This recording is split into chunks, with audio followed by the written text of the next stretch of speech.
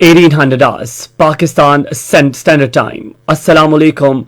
This is Radio Pakistan. The news read by Humayun Babasi. First, the headlines. Prime Minister says his government's policy of protecting national habitat of wildlife is bearing results as number of snow leopards has increased in Gilgit-Baltistan. Minister for Interior says the Afghan government has assured Islamabad that its soil will not be used against any other country, including Pakistan. Punjab Chief Minister says the Lahore Technopolis project will facilitate international universities to set up their campuses, benefiting from tax exemption for 10 years. Pakistan, strongly condemning the extrajudicial killings of 6 Kashmiris, has urged the world to hold India accountable for its grave and systematic human rights violations in the occupied Kashmir. The New York Times has slammed Indian leaders for keeping mum over killings of Muslims by the Hindu extremists associated with Prime Minister Modi's BJP.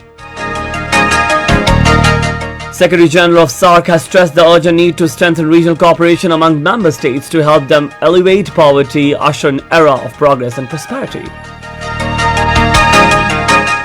Now the news in detail. Prime Minister Imran Khan has expressed satisfaction over his government's strict policy of protecting the natural habitat of wildlife. The Prime Minister shared a video of snow leopards on his Twitter handle whose number has increased due to the government's strict policy to protect their natural habitat. Interior Minister Sheikh Rashid Ahmed has said the recent OIC conference in Islamabad remained successful under the dynamic leadership of Prime Minister Imran Khan. Talking to newsmen in Karachi today, he said the Afghan government has assured Islamabad that its soil will not be used against any other country, including Pakistan. He expressed regret that Muslims of India are not free to perform their religious obligations due to extremist policies being pursued by Modi-led regime. Replying to a question, the minister made it clear that civil and military leadership are enjoying good relations, which is a healthy sign for country's development. Minister for Federal Education and Professional Training Shafkat Mahmood says the government is taking pragmatic steps for prosperity of common man under the leadership of Prime Minister Imran Khan. He said this while talking to Punjab Governor Chaudhry Mohammad Sarwar in Lahore today. During the meeting, the Federal Minister and Governor Punjab expressed concern over growing atrocities against minorities in India. Deputy Speaker National Assembly Qasim Khan Suri has vowed to end deprivations of people of Balochistan. Talking to newsmen in Quetta today, the Deputy Speaker said the federal government has started mega development projects in neglected districts of Balochistan to improve living standards of people. He said a network of roads has been laid in the province to improve communication. The Deputy Speaker said health card will also be provided to the people of Balochistan to ensure provision of better health facilities to them. Speaking about political matters, Qasim Khan Suri said he will visit every district of province regarding reorganization of PTI in Balochistan.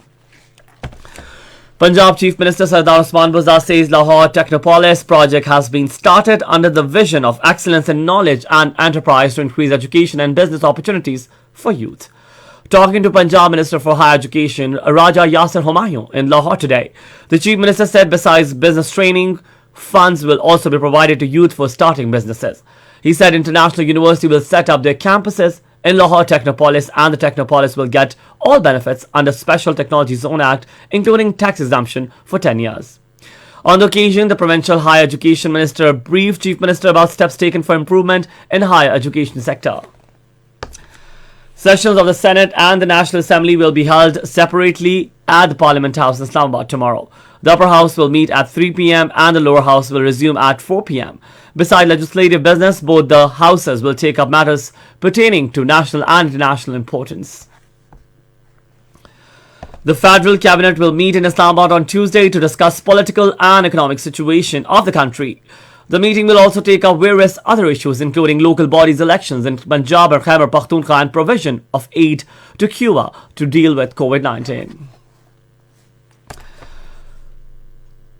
Listeners, this is Radio Pakistan. Pakistan has strongly condemned extrajudicial killings of 6 more Kashmiris by Indian troops in Indian illegally occupied Jammu and Kashmir. In a statement issued today, Foreign Office spokesperson said at least 18 Kashmiris have been martyred by Indian forces during this month so far.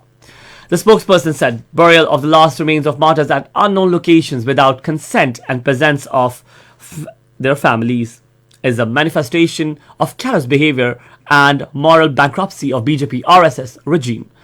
The spokesperson warned India that no amount of oppression and use of force can break will of Kashmiris who are resolutely struggling for their inalienable right, self-determination, enshrined in the UN Security Council resolutions. The spokesperson reiterated Pakistan's call to the international community to hold India accountable for its grave and systematic violations of human rights and international humanitarian laws in the Health Valley. In Indian illegally occupied Jammu and Kashmir, Indian troops in their fresh act of state terrorism martyred one more Kashmiri youth in South Kashmir's Islamabad district, taking the toll of the martyrs to 6 during the past few days. According to Kashmir Media Services, a team of Indian forces killed the youth during a cordon and search operation in Bijbehara area of the district. The troops blocked all entry and exit points of the area, suspended internet and mobile services in the area.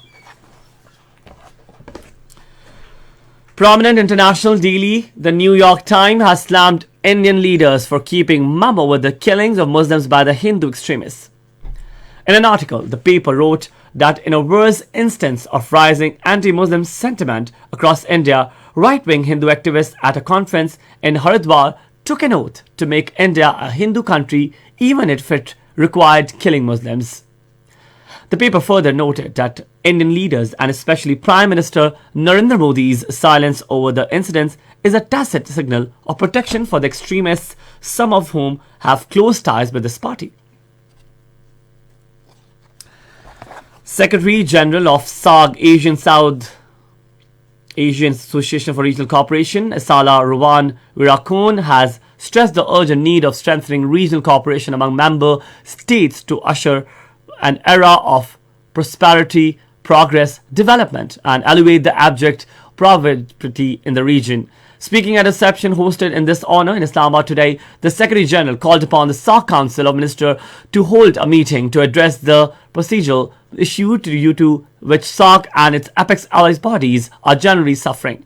He also urged the member states to take necessary measures to accelerate the economic and commercial growth of SAARC countries.